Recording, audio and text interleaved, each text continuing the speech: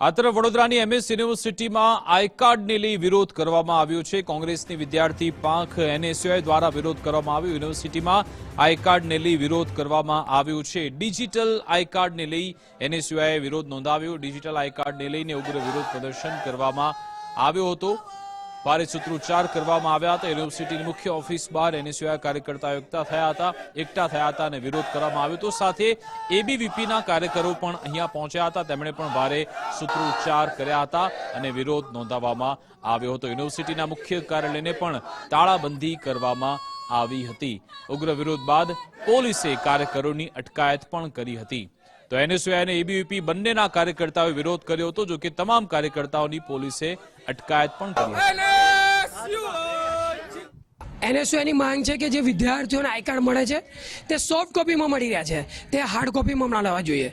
જ્યારે વિદ્યાર્થીઓ પાસેથી મેન્ટેનન્સના ભાગરૂપે તેમની ભણવાના ફીસ, ટ્યુશન ફીસના નામ રૂપે લાખો રૂપિયાની અહીંયાથી ઉઘરાણી થતી હોય તો આ વિદ્યાર્થીઓને આઈ કાર્ડ આપવામાં એ લોકોનું શું ધૈર્ય છે? આ એક સોફ્ટ કોપીના નામે ખૂબ મોટો ભ્રષ્ટાચાર યુનિવર્સિટીના સત્તાધીશો કરી રહ્યા છે। નેક કમિટીમાં જ્યારે એમએસ યુનિવર્સિટીનું A+ રેન્ક આવતો હોય તો જ્યારે વિદ્યાર્થીઓના આઈ કાર્ડની વાત હોય તો વિદ્યાર્થીઓ કેમ આ આઈ કાર્ડ માટે ના માંગણી કરે? એના વિરોધમાં આજરોજ એનએસયુઆઈ આવ્યું છે અને તાળાબંધી કરશે, કારણ કે યુનિવર્સિટીના સત્તાધીશોને ક્યાંય કામ કરવું નથી, ઘોર નિંદ્રામાં રહેવું છે। તેના વિરોધમાં આજે તાળાબંધી કરીને એનએસયુઆઈ માંગણી કરે છે કે વિદ્યાર્થીઓને આઈ કાર્ડ મળવા જોઈએ।